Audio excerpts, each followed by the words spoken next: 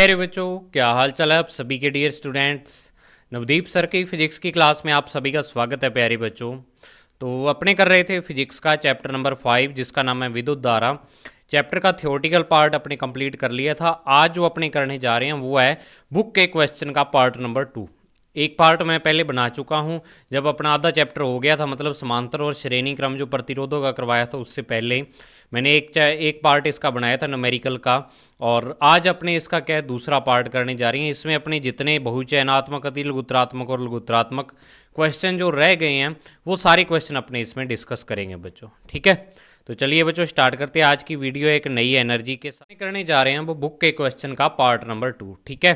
तो सबसे पहले अपने मल्टीपल चॉइस क्वेश्चन यानी कि बहुचयनात्मक प्रश्न अपने करेंगे, यानी कि जो ऑप्शन वाले क्वेश्चन है वो अपने डिस्कस करेंगे, ठीक है ना।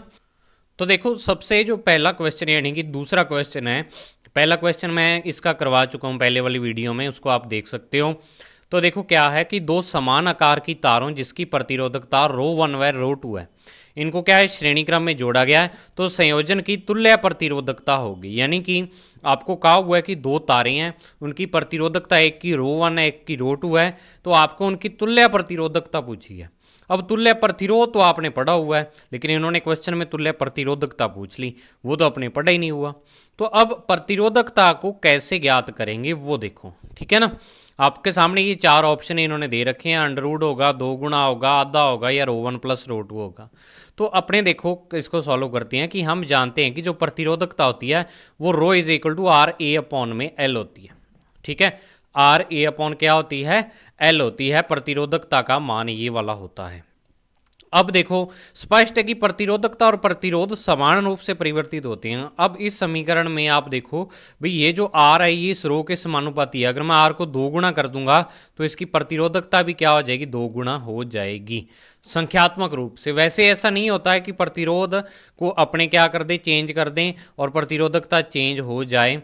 चालक के लिए सामान्यतः ऐसा नहीं होता, जब धातु चेंज करते तो उसके लिए हो जाता है। लेकिन अपने फिर भी प्रतिरोधकता जिस प्रकार से प्रतिरोध परिवर्तित होता है उस प्रकार से प्रतिरोधकता भी परिवर्तित होती है। कैसे, अब देखो आपको पता है कि प्रतिरोधकता धातु पर निर्भर करती है। अभी आपने कौन सी धातु ली हुई है और कितना ताप रखा हुआ उस पर, तो प्रतिरोध भी तो उस दोनों पर निर्भर करता है। मतलब प्रतिरोध और प्रतिरोधकता एक हिसाब से भाई बहन है एक दूसरे के, ठीक है।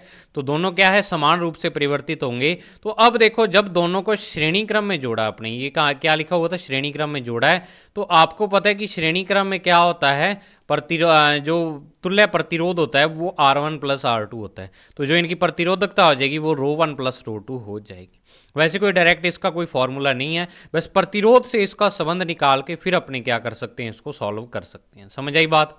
अब नेक्स्ट क्या है, नेक्स्ट क्वेश्चन देखो।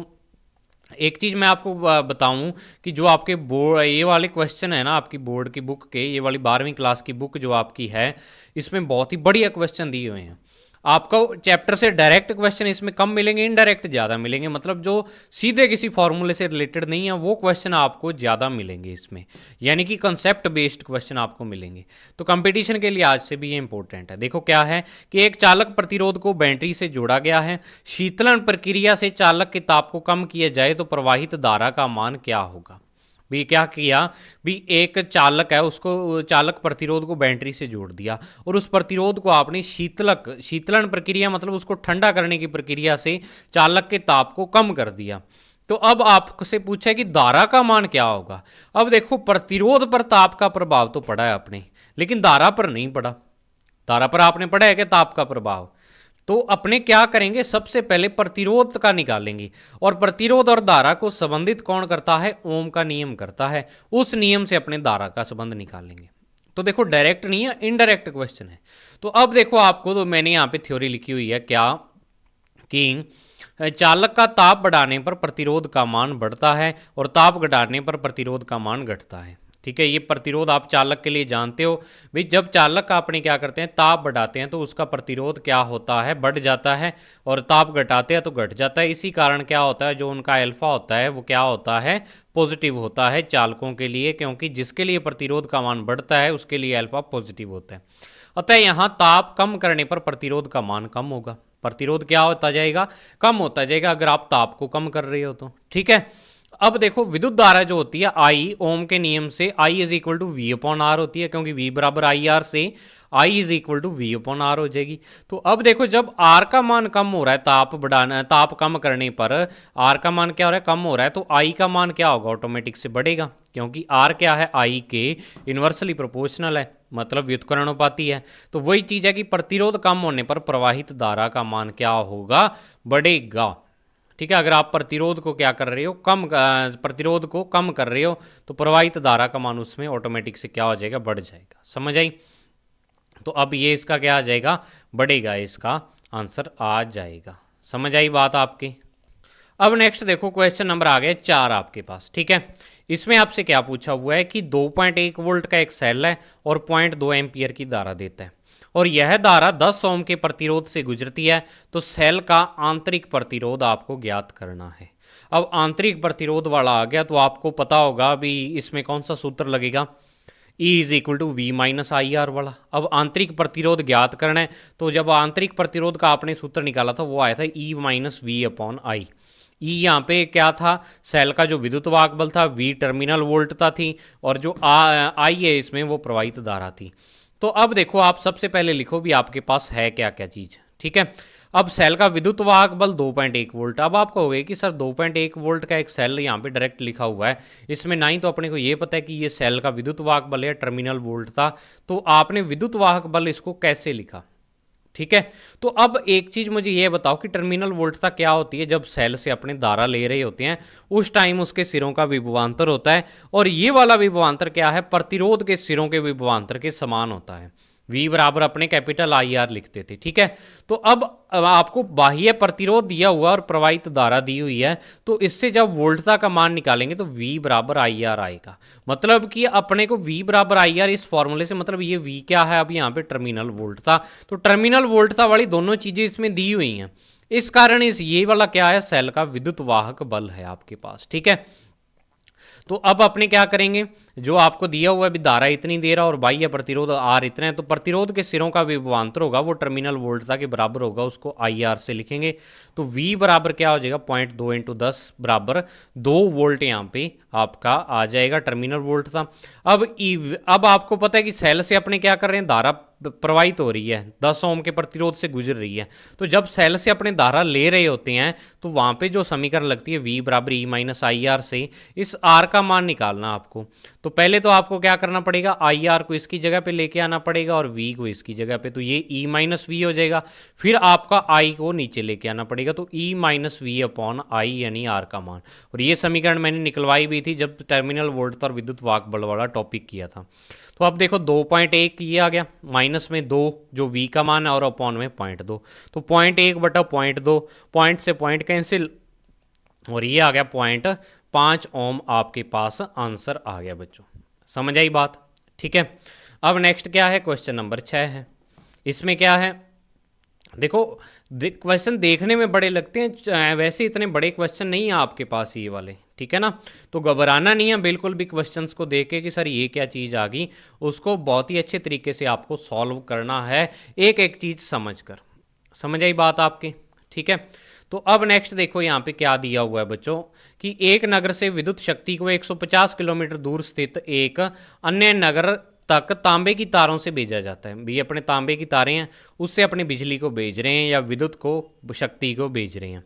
प्रति किलोमीटर विभवपात 8 वोल्ट और प्रति किलोमीटर औसत प्रतिरोध 0.5 ओम है, तो तार में शक्ति व्यय है। अब ये क्या चीज़ पूछ ली भी, तार में शक्ति व्यय है। ठीक है, अब आपसे ये पूछा है कि पावर कितनी है आपकी, पावर आपकी कितनी व्ययित हो रही है, कितनी खर्च हो रही है, मतलब सीधी सी बात है, शक्ति पूछी हुई है आपसे। अब आपको यहाँ पे डायरेक्ट क्या है, वोल्टता और प्रतिरोध ना दे के 1 किलोमीटर का, प्रति किलोमीटर मतलब प्रति किलोमीटर का ये विभवपात, विभवपात मतलब वोल्टेज कितनी है, 1 किलोमीटर में 8 वोल्ट आती है। यानी अगर आप 1 किलोमीटर लंबी तार लेते हो ना, तो उसमें उसके सिरों का विभवांतर 8 वोल्ट है। अब टोटल, अब 1 किलोमीटर लंबी तार का जो 8 वोल्ट है, तो अपने को 150 किलोमीटर लंबी तार का निकालना पड़ेगा, और 1 किलोमीटर का औसत प्रतिरोध आपको इतना दिया हुआ है, तो आपको 150 किलोमीटर का औसत प्रतिरोध निकालना पड़ेगा। फिर उससे अपने शक्ति व्यय या शक्ति का मान निकालेंगे। तो देखो कैसे करेंगे इसको, सबसे पहले अपने लिखेंगे दूरी कितनी है, 150 किलोमीटर, 150 किलोमीटर, 1 किलोमीटर का विभव पात। अब विभव पात यहाँ पे नया शब्द है, तो इसका मैं बता दूं विभवांतर ही होता है अर्थ, ठीक है। या आप कह सकते हो वोल्टेज, जो उस तार पर वोल्टेज उपस्थित है, और वोल्टेज को अपने विभवांतर ही बोलते हैं। तो विभव पात या विभवांतर एक ही बात है, ठीक है। तो 1 किलोमीटर की वोल्टेज है वो 8 वोल्ट है, तो 150 किलोमीटर की कितनी हो जाएगी, 150 इंटू 8 यानी 1200 वोल्ट हो जाएगी। और 1 किलोमीटर का प्रतिरोध 0.5 ओम है, तो 150 का कितना हो जाएगा, 75 ओम हो जाएगा। क्योंकि इस पॉइंट को हटाओगे नीचे 10 लगेगा, और वो 10 की एक जीरो इससे कैंसिल, 15 5 75 ओम आ गया, ठीक है। अब व्ययित शक्ति, शक्ति का मान आपको निकालना है, तो P बराबर वी स्क्वायर बटा आर। क्योंकि आपके पास एक वोल्टता है और एक आर है, तो V और R में जो सूत्र है उससे आप शक्ति का मान निकालो। तो वी स्क्वायर बटा आर, तो वी स्क्वायर 1200 गुणा 1200 बटा में आर 75। तो अब 25 से काट दो, 25 तिया 75 और 25 चौका 100 ऊपर, और 25 आठा 200। अब 3 को फिर से 48 से काट दो और आ जाएगा 16। अब 16 और 12 को गुणा करो तो ये 19,200 वाट आ जाएगा, या आप इसको 1000 से भाग दे दोगे तो ये किलो वाट में आ जाएगा। मतलब 19.2 किलो वाट आपके पास क्या आ गया, शक्ति का मान आ गया। मतलब जो आपका आंसर है वो बी आ जाएगा यहाँ पे। अब आप में से कई बच्चे सोच रहे होंगे कि सर शक्ति व्यय का तो अपने फॉर्मूला पी सी बराबर पी स्क्वेयर और आर सी था, और नीचे वी स्क्वेयर था, ऐसे करके कुछ था फॉर्मूला, ठीक है ना।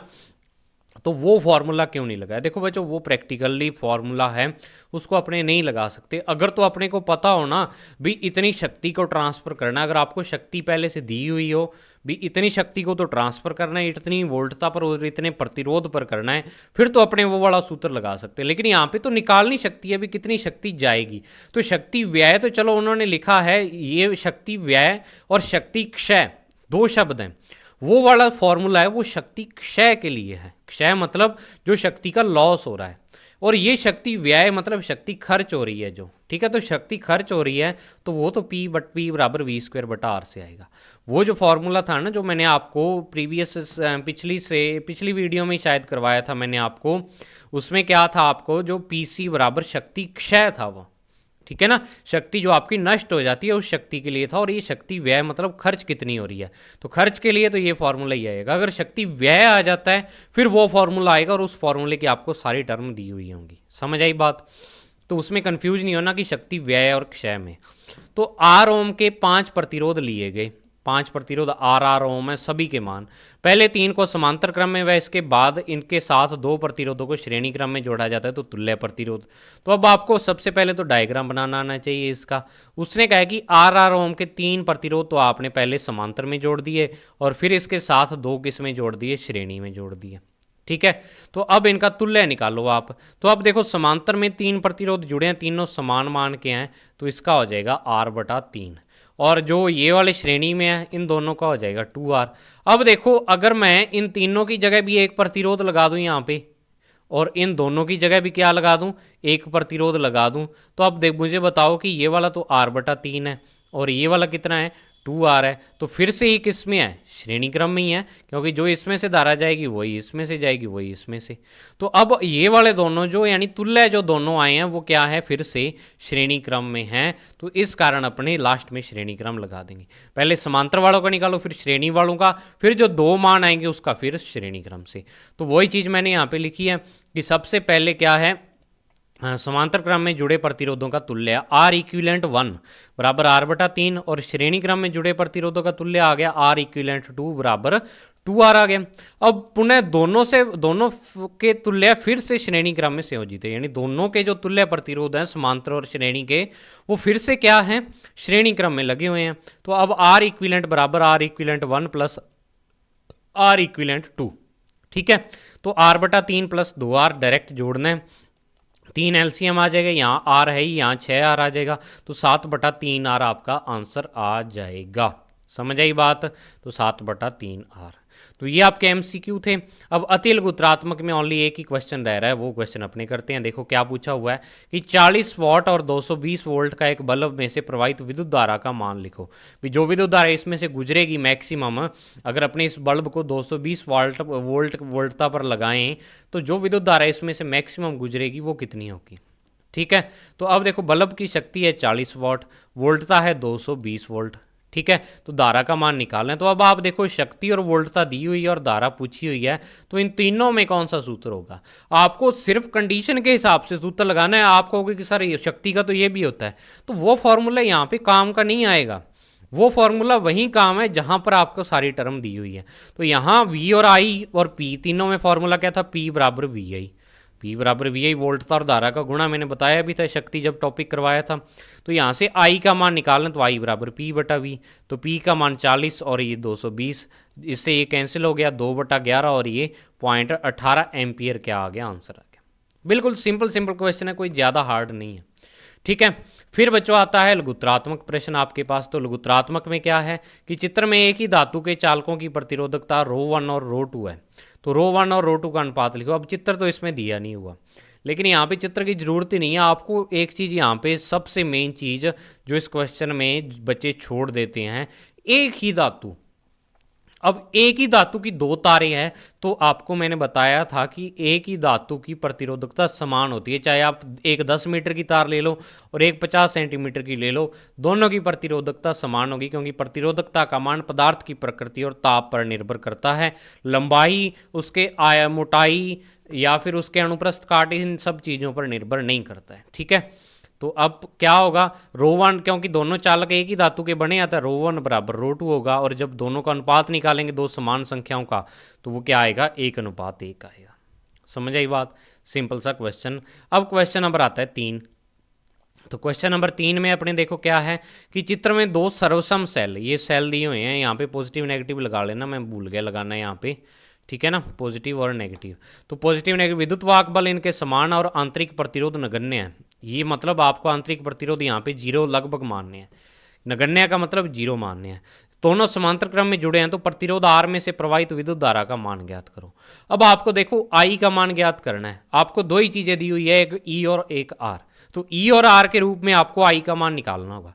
तीसरी चीज दी हुई है क्या इसमें? कोई भी आपको कोई चर राशि, मतलब कोई और किसी का चिन्ह दिया हुआ हो? कुछ भी नहीं दिया हुआ। समझ आई? तो अब देखो कैसे करेंगे इसको कि सेलों का आंतरिक प्रतिरोध नगण्य है, मतलब 0 है। तो अगर मैं E बराबर V माइनस आई आर से लगाऊं तो R बराबर 0 आ गया। तो R बराबर 0 क्या होगा? आंतरिक प्रतिरोध आपको दिया हुआ नगण्य है, तो मतलब यहाँ पे टर्मिनल वोल्टता और विद्युत वाहक बल समान है, ठीक है। तो अतः प्रतिरोध के सिरों का विभवांतर टर्मिनल वोल्टता या विद्युत वाहक बल के समान होगा। आपको पता है कि जो ये प्रतिरोध है, इसके सिरों का जो विभवांतर होता है वो वैसे तो टर्मिनल वोल्टता के बराबर होता है, V बराबर आई आर होता है, लेकिन अब V का मान ही यहाँ पे क्या है? E के बराबर है। तो अपने कह सकते हैं V बराबर आई आर से I बराबर V बटा आर, और V का मान यहाँ पे आपने ऊपर ये निकाला हुआ है कि V यहाँ पे क्या है? E के बराबर है, तो E बटा आर यहाँ पे धारा का मान आ जाएगा। तो कोई ये भी ज़्यादा मुश्किल क्वेश्चन नहीं था, ठीक है ना, सिंपल है। अब नेक्स्ट क्वेश्चन नंबर 4 आपके पास कि किसी सेल की टर्मिनल वोल्टता और विद्युत वाहक बल में अंतर लिखो। अंतर आपसे पूछा हुआ है। तो विद्युत वाहक बल क्या होता है? खुले परिपथ में विभवांतर होता है, और टर्मिनल वोल्टता क्या होती है? बंद पथ में विभवांतर होता है किसी भी सेल के सिरों का। अब और अंतर भी आप लिख सकते हो। देखो जो मैंने टर्मिनल वोल्टता और विद्युत वाहक बल की परिभाषा लिखाई है ना, वो सारे ही अंतर है। आप कह सकते हो कि जब कोई सेल क्या हो, डिस्चार्ज हो रहा हो, मतलब सेल से विद्युत धारा ली जा रही हो, तो जो उसकी टर्मिनल वोल्टता होती है वो विद्युत वाहक बल से कम होती है, और जब अपने सेल को चार्ज कर रहे हैं तब उसकी जो टर्मिनल वोल्टता वो विद्युत वाहक बल से ज़्यादा होती है, ठीक है। और ये तो है हो ही गया खुले परिपथ और बंद परिपथ में, ठीक है। और ये एक दो अंतर है जो आपको लिख सकते हो, इनकी परिभाषाएं। अगर आपको अंतर नहीं लिखने आते ना, डायरेक्ट इनकी परिभाषाएं लिखाना, आप अपने आप अंतर पता लग जाएगा। समझ आई?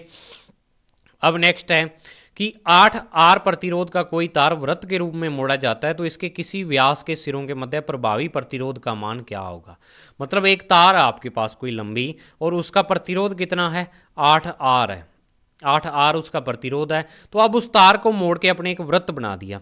अब ये कह रहा है कि इसके व्यास के सिरों, कोई भी व्यास ले लो आप, उसके सिरों के मध्य प्रतिरोध का मान, यानी इसका जो प्रभावी प्रतिरोध है वो कितना होगा। अब आपको एक चीज ये पता होनी चाहिए कि जो वृत्त का व्यास होता है वो उसको दो समान भागों में बांटता है। तो अब वही चीज मैंने यहाँ पे ली हुई है कि अगर मैं ये वाला व्यास लूँ इस वृत्त का, तो इन दो सिरों के मध्य जो इसके 2 पॉइंट है इनके मध्य आपको क्या करना है, प्रभावी प्रतिरोध मतलब आपको क्या करना है, इक्विवेलेंट प्रतिरोध या आप कह सकते हो तुल्य प्रतिरोध निकालना है। अब चाहे आप व्यास यहाँ पे ले लो, चाहे आप इसका व्यास ये वाला ले लो, जो मर्जी व्यास ले लो, वृत्त 2 भागों में ही बंटेगा और 2 समान भागों में बांटता है जो व्यास होता है वृत्त का। तो अब आप एक चीज देखो कि जो अगर मैं इसको 2 भागों में बांटता हूं तो आधा वृत्त तो ऊपर रह जाएगा, मतलब आधी तार तो ऊपर रहेगी और आधी तार क्या होगी, नीचे आ गई। अब तार तो वही है, अनुप्रस्थ काट वही है, लेकिन लंबाई चेंज होगी, लंबाई चेंज होगी मतलब आधी तार तो ऊपर रहेगी आधी नीचे रहेगी, तो मतलब प्रतिरोध भी क्या हो जाएगा, आधा रह जाएगा। ठीक है, प्रतिरोध क्या हो जाएगा, आधा रह जाएगा, क्योंकि आर बराबर रो एल अपॉन ए होता है, आपको पता है रो एल अपॉन ए। तो अगर तार की लंबाई आधी होगी तो प्रतिरोध भी क्या हो जाएगा, आधा हो जाएगा। तो अब मतलब अब 4R प्रतिरोध ऊपर वाले पार्ट का और 4R नीचे वाले का। ये तो मैंने डैश डैश करके इसको 2 भागों में बटा हुआ दिखाया हुआ है, लेकिन ये डैश नहीं आएगा। अब आपको क्या करना है, ये जो 2 बिंदु हैं इनके मध्य या ए और बी बिंदु मैंने दिखा रखे हैं, इनके मध्य आपको तुल्य प्रतिरोध निकालना है। तो अब आप इसको ऐसे देख सकते हो भाई, आपका जो वृत्त है भाई ये वाला क्या है, इसका ए सिरा है और ये यहाँ पे आप कह सकते हो भी एक 4R ओम का प्रतिरोध लगा हुआ है और ये उसी सिरे से जुड़ा हुआ एक 4R ओम का प्रतिरोध ये है और इधर आपका बी है। यानी आप समांतर क्रम से तुलना कर सकते हो, ये 4R है और ये 4R है, क्योंकि समांतर क्रम में देखो क्या होता है, दोनों ही जो प्रतिरोध है उसके सिरे समान बिंदुओं पर कनेक्ट होते हैं। एक सिरा मान लो जो लेफ्ट हैंड साइड वाले दोनों के सिरे हैं वो यहाँ पे ए बिंदु पर हैं और राइट हैंड साइड वाले बी बिंदु पर है। तो उसी तरह अगर इस ऊपर वाले भाग का एक सिरा देखूं तो ए बिंदु पर है और नीचे वाले का भी एक सिरा ए पर है और दूसरा बी पर। मतलब कि सीधे सी कहने की बात ये है कि ये दोनों जो वृत्त के 2 भाग हैं आपस में समांतर क्रम में संयोजित होंगे। ठीक है, तो समांतर क्रम में तुल्य प्रतिरोध निकालना है 4R और 4R। तो वृत्त का व्यास इसे 2 समान भागों में बांटता है, अतः तार के 2 भाग होंगे जिसमें से प्रत्येक का प्रतिरोध 4R ओम होगा। वह ये दोनों भाग समांतर क्रम में संयोजित होंगे, अतः तुल्य या प्रभावी प्रतिरोध R1 R2 बटा R1 प्लस R2 से 4R गुणा 4R बटा में 4R प्लस 4R, तो 16R स्क्वेयर बटा 8R। तो जब इसको काटेंगे तो ये आ जाएगा 2R के बराबर। समझ आई? ठीक है, तो ये थे बच्चों आपके आज के क्वेश्चंस जो अपने इस चैप्टर के अति लघुत्रात्मक, लघुत्रात्मक और बहुचयनात्मक तीनों तरह के क्वेश्चन कर लिए। अब 2 वीडियो बनेगी इसके न्यूमेरिकल क्वेश्चंस पे। एक क्वेश्चन मैंने करवा दिया, टोटल 12 क्वेश्चन है इसके, 11 बचे हुए हैं। 6 क्वेश्चन एक वीडियो में कराऊंगा, 5 क्वेश्चन एक वीडियो में करवाऊंगा मैं। और एक चीज़ ये है कि देखो न्यूमेरिकल में के लिए मैं इतना यानी कि माथा मारता हूँ, लेकिन सबसे कम रिस्पॉन्स आपका न्यूमेरिकल क्वेश्चन पर ही रहता है। ठीक है ना, जो वीडियो है आप उसमें आपको तो सिर्फ व्यू दिखते हैं उसमें। ठीक है भी, अगर मान लो कोई न्यूमेरिकल क्वेश्चन वाली वीडियो पर 1000 व्यू है तो आपको लगेगा कि हाँ 1000 जनों ने देखा है, लेकिन मेरे पास टाइमिंग रहती है उस वीडियो की भी कितने टाइम देखा है। व्यू और टाइमिंग में बहुत फ़र्क होता है। व्यू तो आप अगर आपने 5 सेकंड भी चला ली तब भी एक व्यू मिल जाता उसका, लेकिन अगर टाइमिंग है वो 5 सेकंड ही ऐड होगी उसकी, वो ऐसे नहीं भी 50 मिनट ऐड हो जाएगी या जितने मिनट की वीडियो है उतने मिनट ऐड होगी, कभी नहीं होता। तो मैंने जनरली देखा है कि जो बच्चे सबसे बड़ी गलती करते हैं ना, आप न्यूमेरिकल से भाग नहीं सकते, फिजिक्स के न्यूमेरिकल से कभी नहीं भाग सकते।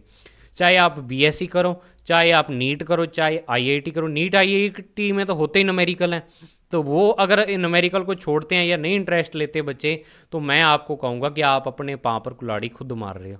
और जो बीएससी करेंगे उनको, अब तो चलो मान लो बीएससी में आप इनको छोड़ दोगे न्यूमेरिकल, लेकिन बीएससी में भी केमिस्ट्री में भी न्यूमेरिकल करने पड़ेंगे, फिजिक्स में भी न्यूमेरिकल करने पड़ेंगे, मैथ तो होता ही सारा क्या है क्वेश्चंस ही हैं उसमें। तो न्यूमेरिकल आपका साथ कभी नहीं छोड़ेंगे। आप न्यूमेरिकल को छोड़ना चाहते हो तो वो उसमें आपका लॉस होगा। तो मैं प्लीज़ आपको कहता हूँ कि न्यूमेरिकल जरूर किया करो, उससे फिजिक्स असल में मजबूत न्यूमेरिकल सी होती है। समझ आई ना बात? तो मेरी बात पर जरूर गौर करना और अच्छे तरीके से वीडियो को देखना। मिलते हैं बच्चों नेक्स्ट वीडियो में, तब तक के लिए thank you, have a nice day dear student.